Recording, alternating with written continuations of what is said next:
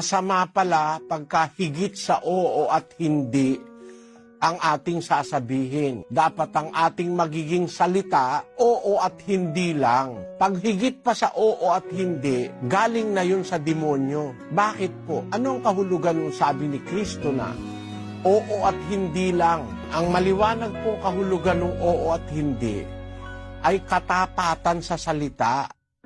Pag nagsasalita po tayo, pag sinabi nating oo, talagang oo.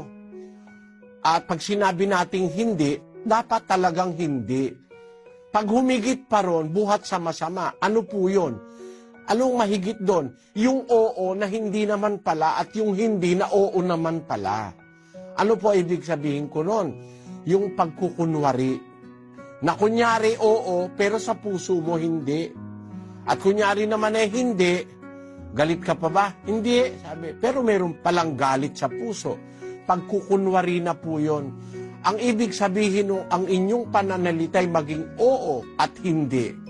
Pag sinabi nating oo, talagang oo, tapat tayo. Pag sinabi nating hindi, talagang hindi, tapat din tayo. Pag higit sa oo at hindi, may kasama ng pagpapakunwari, pagtatago, paglilihim, paglilingid, yun po'y buhat na sa masama.